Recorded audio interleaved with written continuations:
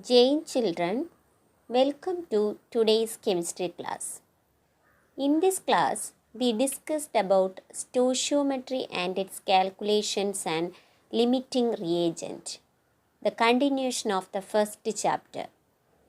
Our topic is stoichiometry and its calculations. What do you mean by stoichiometry? The word stoichiometry is derived from two Greek words, stoichion meaning element and metron meaning measure.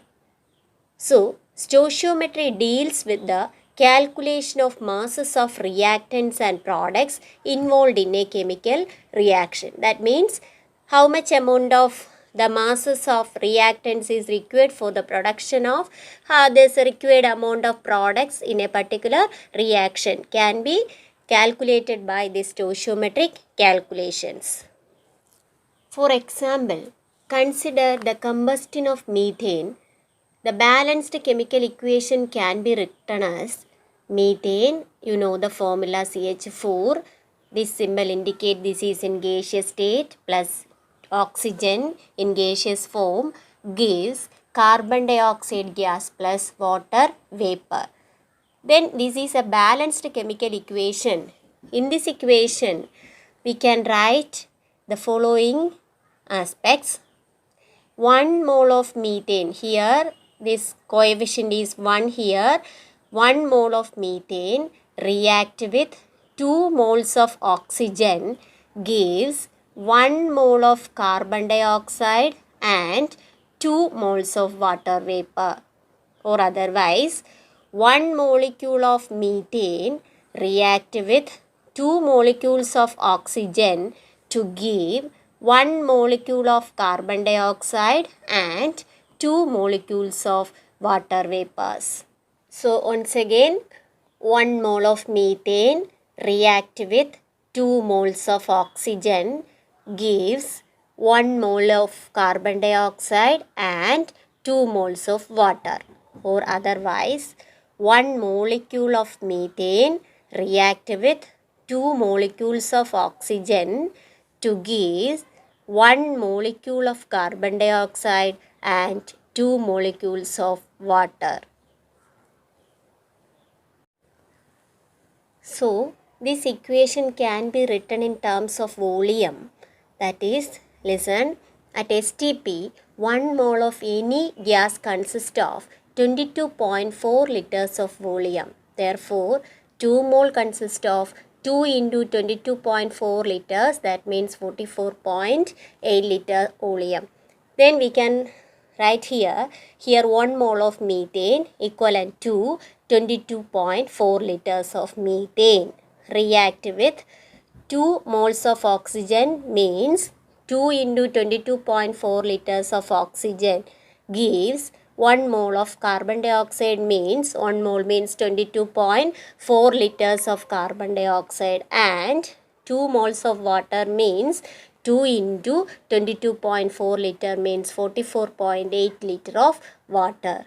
Once again, 22.4 liter of methane react with 2 into 22.4 liter of oxygen to give 22.4 liter of carbon dioxide and 2 into 22.4 liter of water vapors.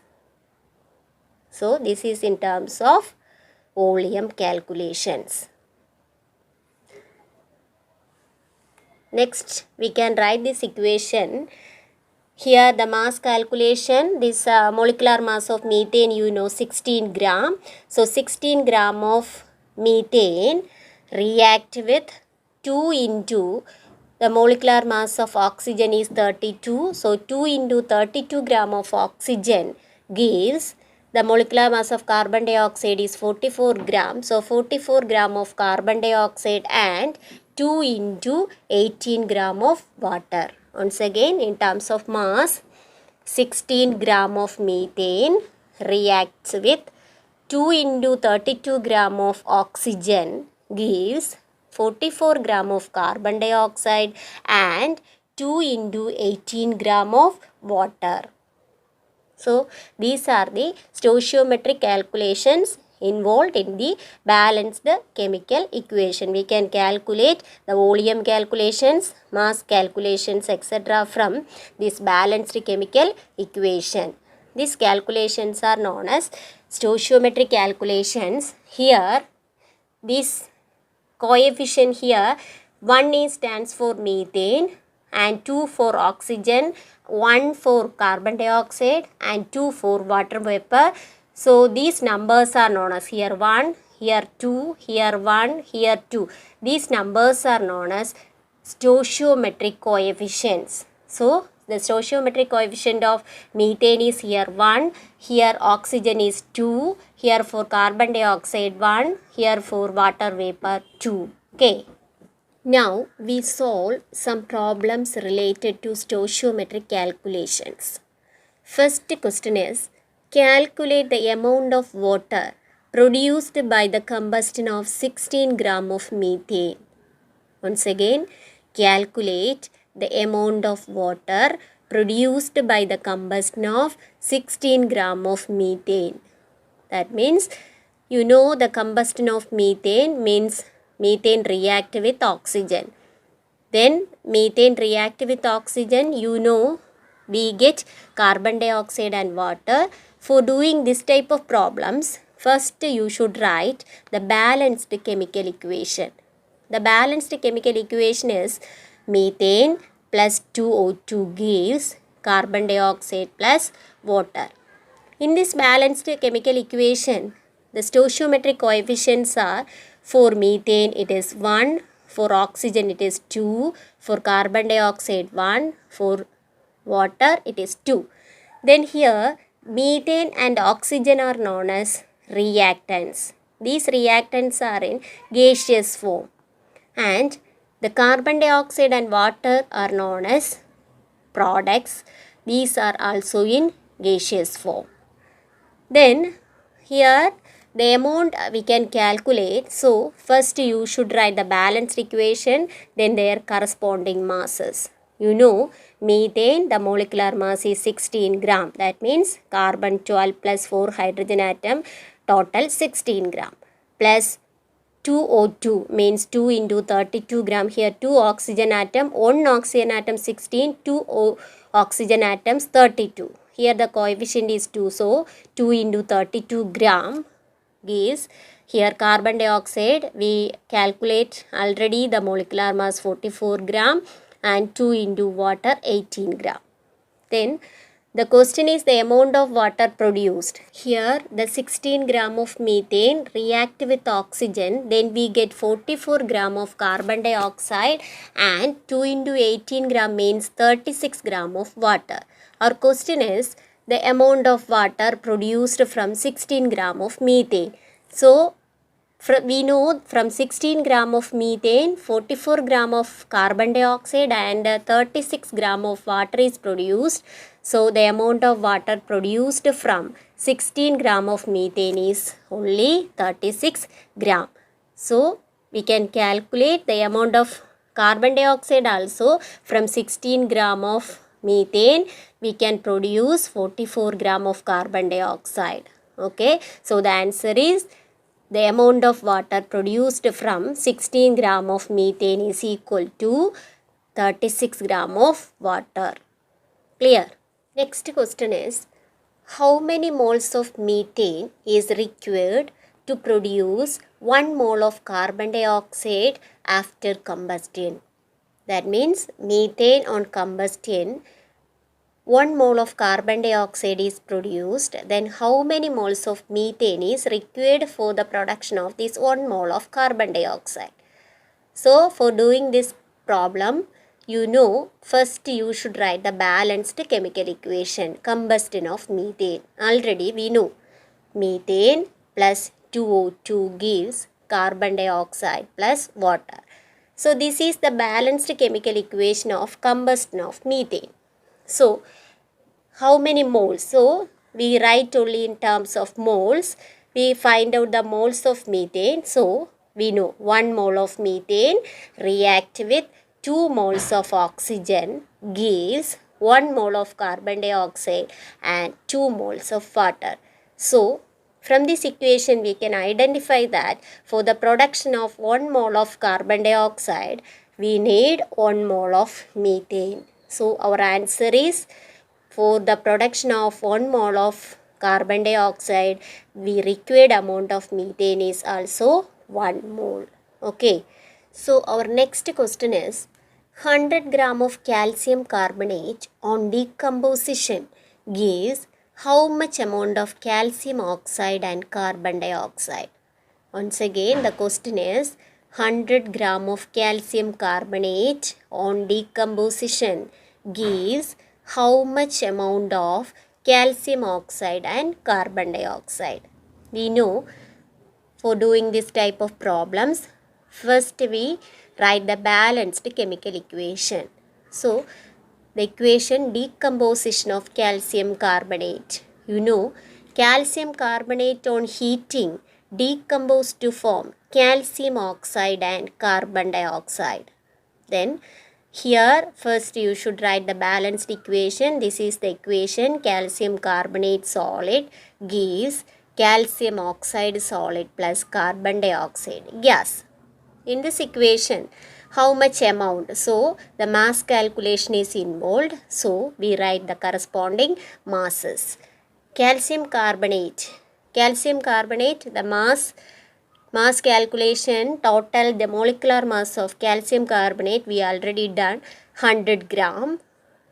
Calcium oxide is 56 gram plus carbon dioxide is 44 gram. Then next, from this we know 100 gram of calcium carbonate gives 56 gram of calcium oxide and 44 gram of carbon dioxide. Is it clear? So, from 100 gram of calcium carbonate, we can produce 56 gram of calcium oxide and 44 gram of carbon dioxide. Our question is the how much amount of calcium oxide and carbon dioxide are produced from 100 gram of calcium carbonate.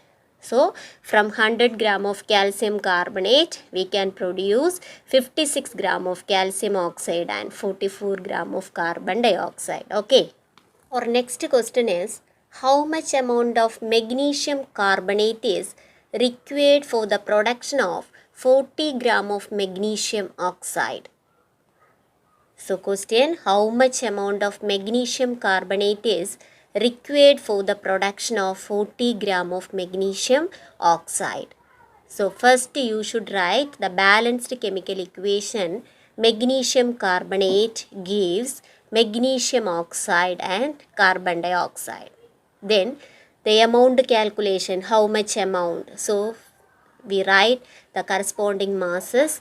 Magnesium carbonate 84 gram, magnesium oxide is magnesium 24, atomic mass of magnesium is 24, carbon 12, oxygen 16, then adding we get 84 gram, then magnesium oxide 40 gram, carbon dioxide 44 gram.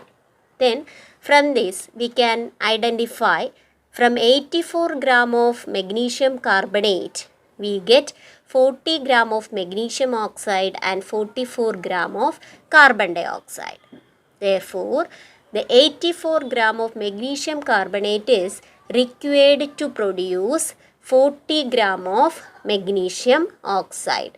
So, 84 gram of magnesium carbonate is required for the production of 40 gram of magnesium oxide. Clear?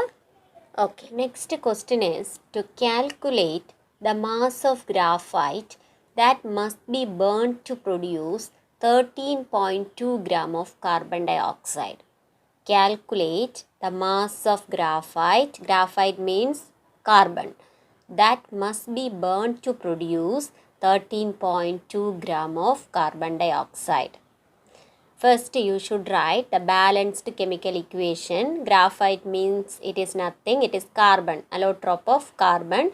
Carbon plus oxygen burnt means plus oxygen gives carbon dioxide. Then the amount we calculate, so corresponding amount right here.